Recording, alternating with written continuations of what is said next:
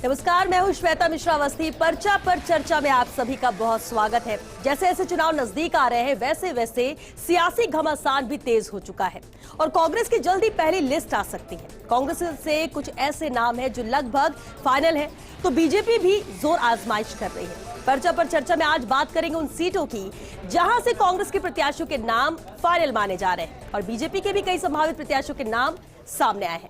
तो चलिए चर्चा शुरू करते हैं और हमारे साथ पॉलिटिकल राइटर योगेश शर्मा जी भी है। योगेश जी, बहुत स्वागत है। योगेश जी, और सबसे अहम बात यह कि देखिए अब हम उन अहम सीट्स की बात करें जहां से प्रत्याशी तय माने जा रहे हैं। अगर हम शुरुआत सरदारपुरा विधानसभा सीट से करें, कांग्रेस के प्रत्याशी अशोक गहलोत ही होंगे जैसा कि कहा जा रहा है, और है भी। वहां से कोई दूसरा उम्मीदवार कांग्रेस से तो कम से कम नहीं, लेकिन बीजेपी से शिव सिंह राठौर, महेंद्र सिंह राठौर प्रत्याशी हो सकते हैं। ऐसे में ये सीट क्या कहती है? देखिए, सरदारपुरा मतलब अशोक गहलोत, और ये सीट पर्याय है अशोक गहलोत के लंबे समय से।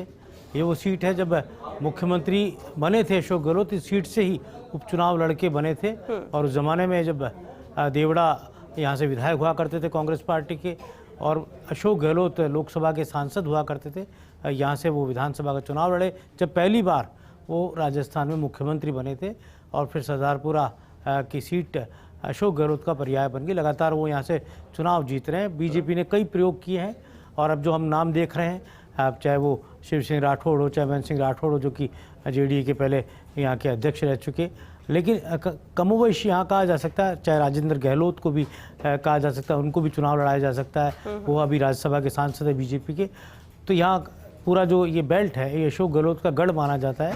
सरदारपुरा जोधपुर के हार्ट में बसा हुआ इलाका है और अशोक गहलोत के यहाँ चुनाव भी यहाँ 4-5 दिन का समय देते हैं। वो मोटे तौर पर पूरे राजस्थान में उनके दौरे होते हैं। अशोक गहलोत की जो टीम है, परंपरागत टीम है, वही यहाँ पर अशोक गहलोत का चुनाव प्रचार संभालती रही है। बरसों से अपनी इसी टीम पर अशोक गहलोत भरोसा करते हैं और जोधपुर की जनता, सरदारपुरा की जनता अशोक गहलोत को यहाँ से जिताती है। 3 बार उन्होंने जिताया और तीनों बार आप देख सकते हैं वो राजस्थान में उनको मुख्यमंत्री बनने का गौरव भी सरदारपुरा की सीट से ही मिला। हालांकि पिछली बार सरकार नहीं आई थी, जब सरकार नहीं आई तब भी अशोक गहलोत यहाँ से विधायक रहे। तो कहा जा सकता है चाहे सत्ता पक्ष में रहे हो या विपक्ष में रहे हो, अशोक गहलोत सरदारपुरा का पर्याय अब तक है। बीजेपी अब क्या कार्ड खेलती है ये बीजेपी के ऊपर निर्भर करता है। क्या वो राजपूत कार्ड चलती है या फिर माली को मौका देती है? जी बिल्कुल, तो देखना यही अहम होगा कि सरदारपुरा से अशोक गहलोत के सामने कैंडिडेट कौन होता है बीजेपी से। दूसरी अहम सीट की बात करें योगेश जी, नाथद्वारा सीट, जहां से कांग्रेस से डॉक्टर सीपी जोशी का नाम तो लगभग फाइनल ही है, लेकिन बीजेपी के अगर संभावित उम्मीदवार की बात करें तो यहाँ से भी 3 अहम नाम है, महेश सिंह चौहान, योगेंद्र सिंह चौहान और संतोष नाथ जी महाराज। देखिए, 1980 में चुनाव पहली बार डॉक्टर सीपी जोशी ने नाथद्वारा से लड़ा, युवा तुर्क कहे गए उस जमाने के अंदर। और उसके बाद कहा जा सकता है कि लंबी उनकी फहरिस्त है वहाँ से लगातार चुनाव जीतने की। सीपी जोशी, आपको ध्यान होगा ये सीट एक बार इतनी चर्चित रही जब एक वोट से सीपी जोशी नाथद्वारा से चुनाव हार गए थे और वहाँ पर कल्याण सिंह चौहान चुनाव जीते थे। वही कल्याण सिंह जो एक ज़माने में सीपी जोशी के बिल्कुल निकटतम कहे जाते थे, उनके सखा कहे जाते थे, और बाद में वही कल्याण सिंह बीजेपी में जाके चुनाव जीत के। अब जो यहाँ नाम देख रहे हैं योगेंद्र सिंह कल्याण सिंह चौहान के पुत्र हैं। कल्याण सिंह चौहान अब इस दुनिया में नहीं है। महेश सिंह चौहान को पिछली बार बीजेपी ने यहाँ टिकट दिया था, कम समय उनको मिला था प्रचार का। और इसके अलावा भी कई नाम हैं, चाहे वो संतोष नाथ महाराज का नाम हो, चाहे संगीता चौहान का नाम हो, और भी कई बीजेपी से यहाँ कई नाम हम देख सकते हैं। सीपी जोशी का दबदबा इस सीट पर है। सीपी जोशी को शहरी वोटों के अलावा जो नाथद्वारा का जो आउटर इलाका है, जो ग्रामीण तबका है, वो पसंद करता है। और इस बार एज ए स्पीकर रहते हुए सीपी जोशी नाथद्वारा में बहुत सक्रिय रहे। हमेशा ये रहता है कि नाथद्वारा से उनकी दूरी रहती है जब जनप्रतिनिधि बनते हैं, लेकिन इस बार नाथद्वारा में समय बहुत दिया, काम बहुत कराए। अब देखते हैं भारतीय जनता पार्टी किसको उनके सामने लाती है, लेकिन ये ज़रूर है कि कांग्रेस से सीपी जोशी का नाम तय है। बिल्कुल। और तीसरी अहम सीट है लक्ष्मणगढ़ सीट, जो कि पीसीसी चीफ की सीट है, और कांग्रेस से गोविंद सिंह डोटासरा का टिकट तो फाइनल है इस सीट से। लेकिन बीजेपी से बात करें तो सुभाष महरिया, हरिराम रिड़वा और दिनेश जोशी दावेदारी जता रहे हैं। देखिए, लक्ष्मणगढ़ सीट एक ज़माने में आपको ध्यान है, लक्ष्मणगढ़ का इलाका जो रिजर्व सीट हुआ करती थी, उस ज़माने में परशुराम मोरदिया, केडी बाबर यहाँ के चर्चित चेहरे हुआ करते थे, वो दलित नेता कहे जाते थे। और परिसीमन के बाद जब जनरल बनी तब से ये सीट गोविंद सिंह डोटासरा के कारण जानी गई। गोविंद सिंह डोटासरा के सामने बीजेपी ने प्रयोग किए वो सुभाष मेहरिया को पहले भी चुनाव हरा चुके हैं, दिनेश जोशी उनके सामने लड़े, उनको चुनाव हरा चुके हैं, हरिराम रिणवा को चुनाव हरा चुके, प्रदेश कांग्रेस के अध्यक्ष बने, शिक्षा मंत्री बने और लगातार तीसरी बार यहाँ से वो विधायक है और इस बार बहुत अच्छे अंतर से वो चुनाव जीते थे और भारतीय जनता पार्टी के अंदर फूट नज़र आ सकती है।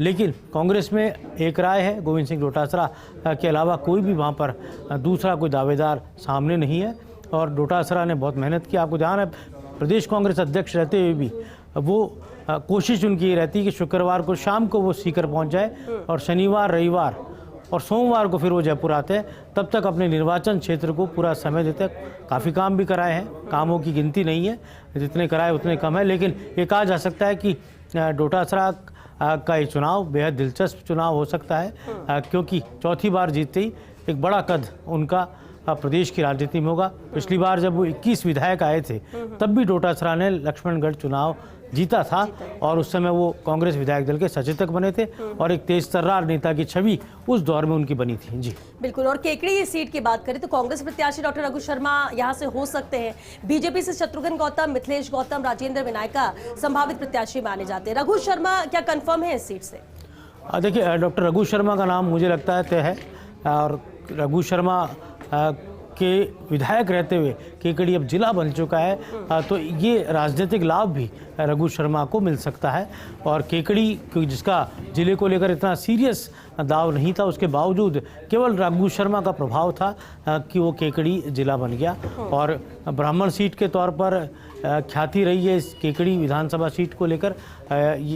तो कहा जा सकता है कि अब केकड़ी के अंदर और भी कई इलाके हैं, अब माना जा सकता है बीजेपी में कई दावेदार हैं, एक नहीं है, लेकिन कांग्रेस में रघु शर्मा ही मजबूत दावेदार है और लगभग उनका नाम मुझे लगता है पहली सूची में ही सामने आ जाएगा। वो कांग्रेस के वो राष्ट्रीय नेता भी हैं, प्रदेश की सरकार में वो चिकित्सा स्वास्थ्य मंत्री भी रहे, कोरोना के सफल मैनेजमेंट का जो पूरा एक इतिहास रहा राजस्थान में इस सरकार के दौरान, उसमें रघु शर्मा ने भी काफ़ी मेहनत की थी। जी बिल्कुल। और आज की अगर पांचवें अहम सीट की बात करें, योगेश जी, बानसूर विधानसभा क्षेत्र की बात करें, यहाँ से कांग्रेस प्रत्याशी शकुंतला रावत हो सकती हैं और इधर अगर बीजेपी की बात करें तो महेंद्र यादव, रोहिताश शर्मा, देवी सिंह शेखावत जिस तरह से दावेदारी जता रहे हैं, कितनी अहम ये सीट रहेगी? देखिए बानसूर शकुंतला रावत लंबे समय से यहाँ चुनाव लड़ रही हैं और कहा जा सकता है कि गुर्जर लीडर के तौर पर तो ही साथ ही एक सामाजिक छवि उनकी है, एक विकास के तौर पर भी उनको काम कराने के तौर पर भी इस इलाके में जाना जाता है। भारतीय जनता पार्टी में यहाँ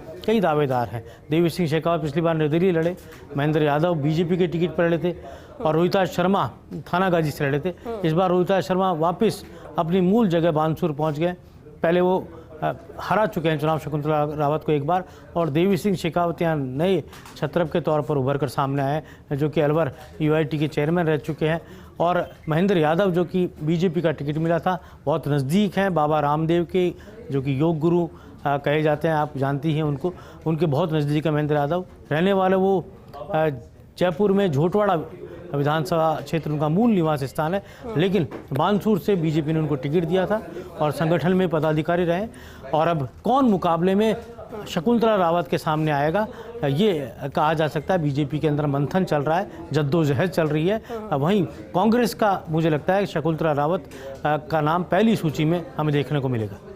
बिल्कुल। और बेहद अहम ये 5 सीटें हैं। योगेश जी शुक्रिया चर्चा के लिए, लेकिन इतना जरूर है कि पर्चा पर चर्चा में आज हमने 5 अहम सीटों पर जिक्र किया, चर्चा की है, बात की है, लेकिन बहुत सारी भी ऐसी सीटें हैं जहां पर से प्रत्याशी लगभग तय माने जा रहे हैं और कल भी इसी वक्त मुलाकात करेंगे और चर्चा करेंगे कुछ और सीटों पर, कुछ और नामों को लेकर। फिलहाल दीजिए